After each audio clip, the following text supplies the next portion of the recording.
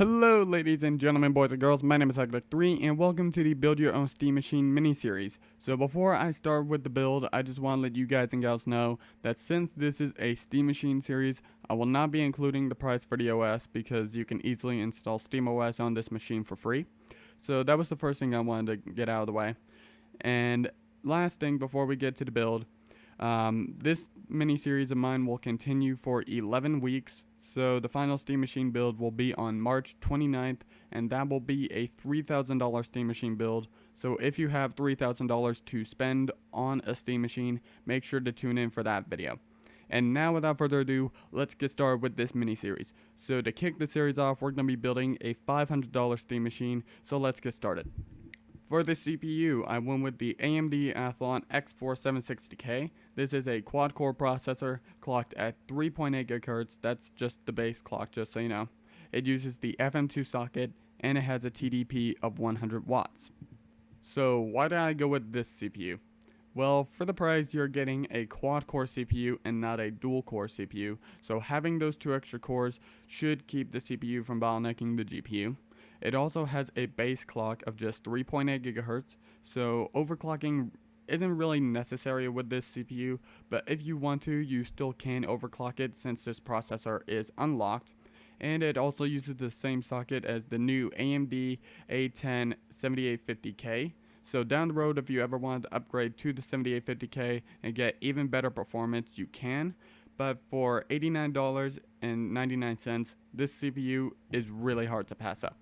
And now for the motherboard, I went with the Gigabyte GA-F2A 88XM-D3H. So this is a micro ATX motherboard. It uses the FM2 Plus socket, obviously.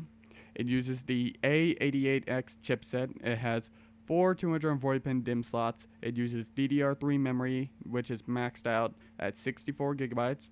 And it also has speeds ranging from 1333 MHz all the way up to 2133 MHz. This motherboard does have RAID support, it does have Crossfire support, but SLI support is nowhere to be found. It has 8 SATA 6GB ports, and yes, it does have a USB 3.0 header.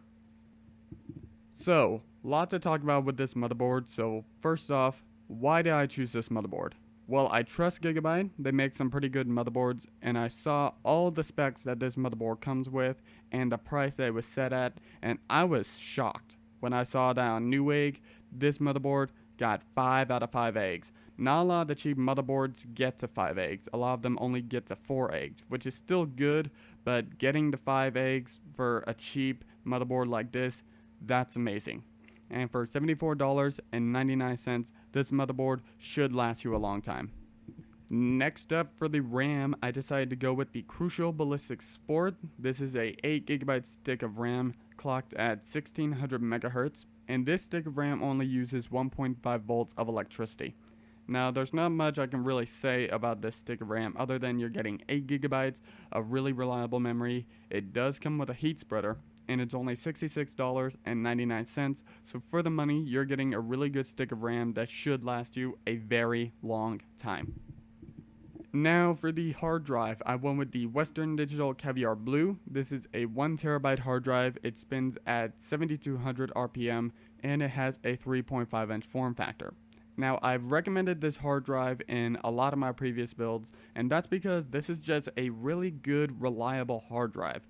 It's reliable, like I said, it's made in the good old US of A, and for the price, this hard drive is really hard to pass up. So for $59.98, you're getting a 1TB hard drive, which should be enough to fit all your games, and if you need more storage in the future, you can buy another one of these hard drives and get even more storage. And now the piece de resistance, the graphics card. So for the graphics card, I went with the XFX Radeon R7 260X. There are a lot of X's in this graphics card, I don't know why.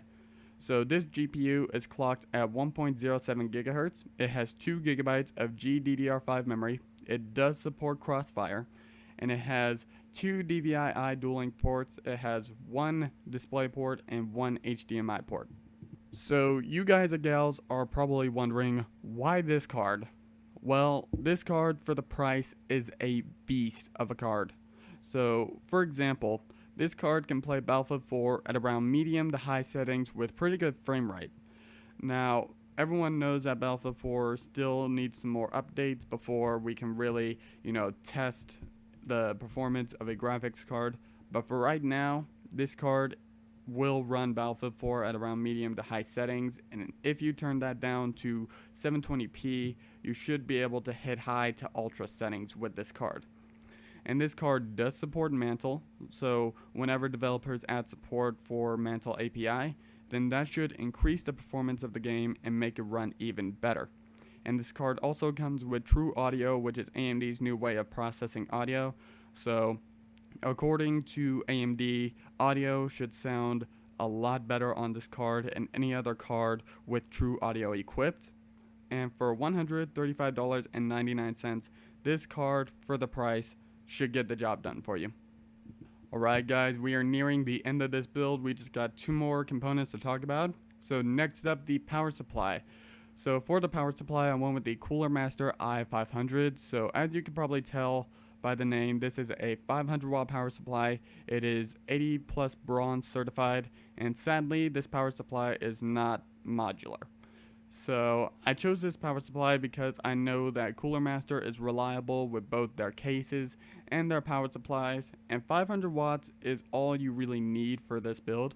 Now, if you're going to upgrade, for example, the graphics card in this build, depending on the card you choose to get, I would suggest getting a beefier power supply because, it's better to be safe than sorry.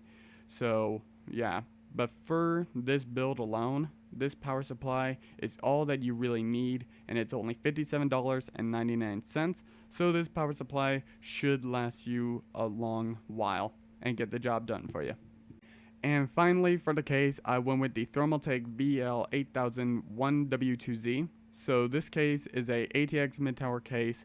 It has one external 3.5-inch bay, 4 external 5.25-inch bays, and 4 internal 3.5-inch bays. And the dimensions for this case are 1860 inches in length, 7.50 inches in width, and 16.90 inches in depth. So I like this case for a couple of reasons. 1, it's got a nice design to it. 2, it has a bottom-mounted power supply, and for me personally, I prefer bottom-mounted power supplies over top-mounted power supplies. 3, it has room to grow, and 4, it's cheap and should be good for anyone who is on a budget. The only thing I really don't like about this case is that it doesn't have any USB 3.0 ports on the front, which is kind of a bummer because I chose a motherboard that does have a USB 3.0 header, but we won't be using that in this build. So yeah, it is what it is. And for $39.99, you're getting a really good case that should last you a long while. And that is it. That is the build. So the estimated wattage that this computer will be using is 304 watts. So like I said, that 500 watt power supply should last you a while. And the total cost of this machine is $530.92. So I did go over the budget by $30, but if you compare this build to my last $500 build, this build is a lot better, and it's also $10 cheaper. So I hope you guys and gals enjoyed the video. If you did, don't forget to smack that like button, and a link to the build will be in the description below. And if you haven't seen my previous video, click the box to the left, that'll take you to my previous video. Or if you're watching on a mobile device, click the link in the description to go check out my previous video. And today's Bible verse of the video comes from 1 John chapter 4, verse 21. And he has given us this command: anyone who loves God must also love their brother and sister. And that is it, and I will see you guys and gals on Wednesday for the premiere of my new series, Ghost Mosh Pit Live. This is your boy Hagdak3, and I'm out. God bless.